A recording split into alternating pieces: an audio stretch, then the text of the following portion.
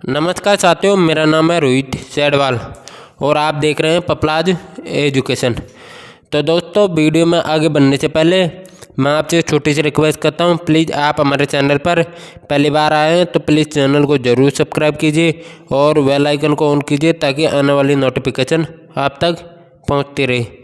तो दोस्तों, सबसे पहले आप अपना नाम लिख लीजिए।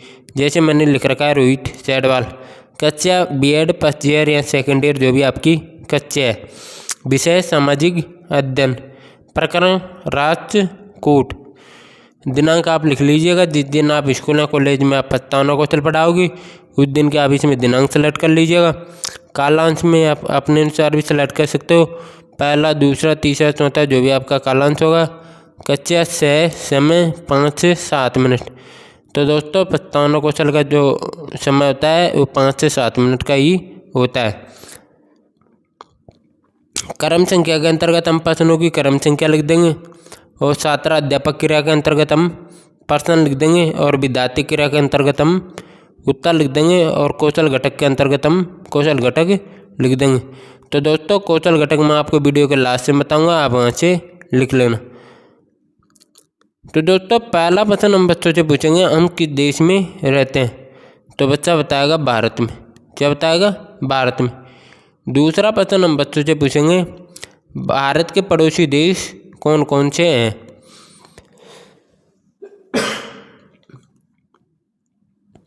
तो बच्चा बताएगा पाकिस्तान, श्रीलंका, नेपाल आदि। फिर हम तीसरा प्रश्न हम बच्चों से पूछेंगे, श्रीलंका भारत के किस दिशा में स्थित है।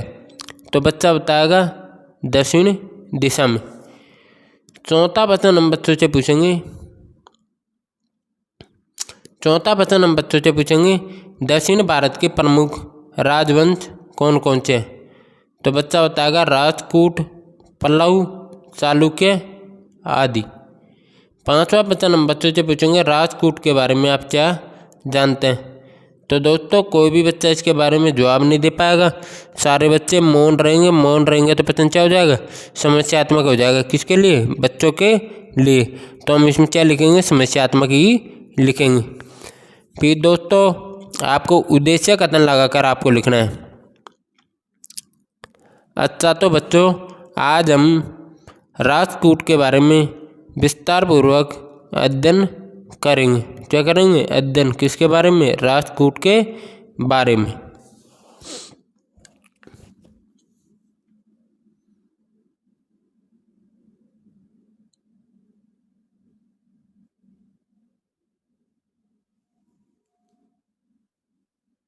दोस्तों, वहाँ पर जगह खाली नहीं थी, इसलिए मैंने प्रस्तावना कौशल आपको लास्ट में बता रहा हूँ, आप यहाँ से लिख लेना। प्रस्तावना कौशल के कौशल घटक। तो दोस्तों, आपको प्रस्तावना कौशल के कौशल घटक आपको कैसे लिखना है, प्रश्न लिख रखे हैं और कौशल घटक। जो पहला प्रश्न है उसके सामने आप लिख लीजिएगा पूर्व ज्ञान का उपयोग। दूसरे प्रश्न के सामने आप लिख लीजिएगा क्रमबद्धता। तीसरे प्रश्न के सामने आप लिख लीजिएगा उचित युक्ति का उपयोग। चौथे प्रश्न के सामने आप लिख लीजिएगा विद्यार्थी के उत्तरों का उपयोग। पांचवें प्रश्न के सामने आप लिख लीजिएगा प्रस्तावना की अवधि। तो दोस्तों, इस प्रकार से आप इस प्रस्तावना कौशल को आप प्रश्नों के सामने आप लिख लीजिएगा।